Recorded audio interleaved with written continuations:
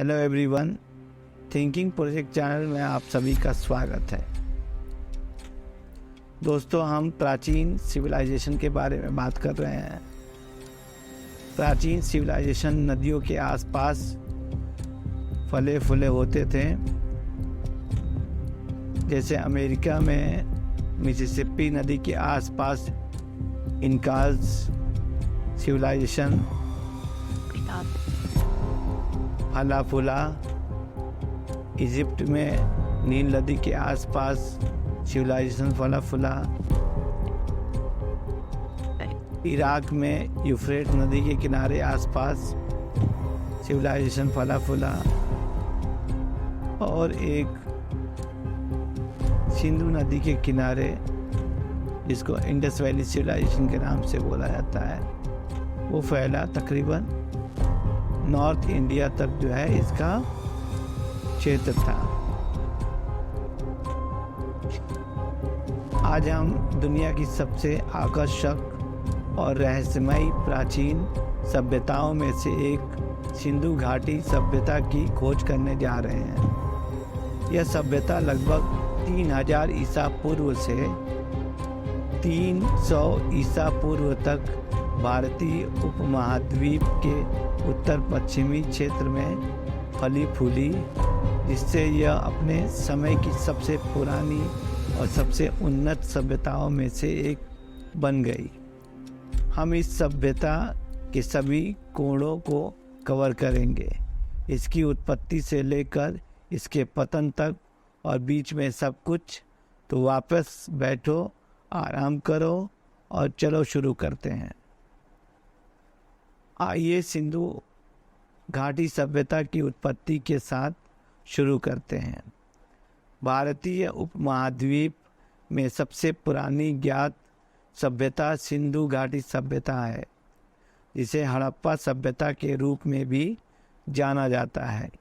हड़प्पा नाम आधुनिक शहर हड़प्पा से आया था, जो इस सभ्यता के प्रमुख शहरी केंद्रों में से एक था।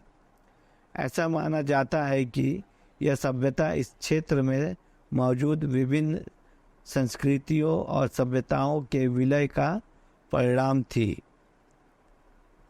सिंधु घाटी सभ्यता एक विशाल क्षेत्र में फैली हुई थी, जिसमें वर्तमान भारत, पाकिस्तान और अफगानिस्तान के कुछ हिस्से शामिल थे। सभ्यता सिंधु नदी के आसपास केंद्रित थी, जो एशिया की सबसे लंबी नदियों में से एक थी। सिंधु नदी ने कृषि, परिवहन और व्यापार के लिए पानी उपलब्ध कराया, जो इस सभ्यता के विकास और समृद्धि के लिए आवश्यक था। अब बात करते हैं सिंधु घाटी सभ्यता के समाज और संस्कृति की।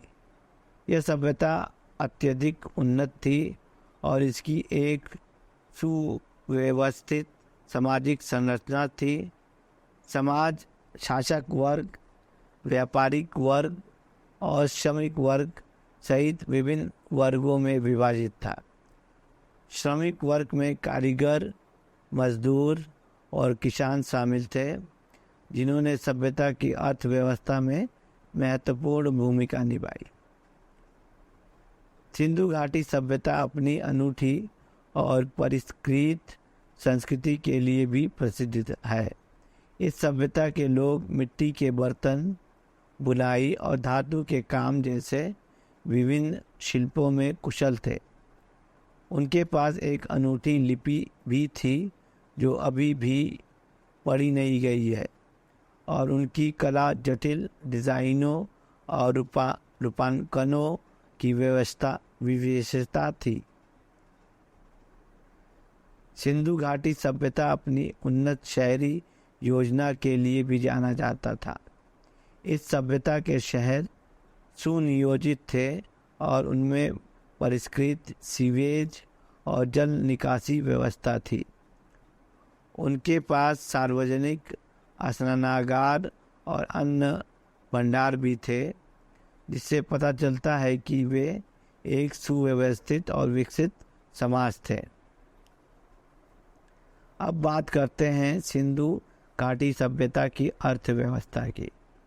इस सभ्यता के लोग विभिन्न शिल्पों में कुशल थे और वे इस क्षेत्र की अन्य सभ्यताओं के साथ व्यापार किया करते थे।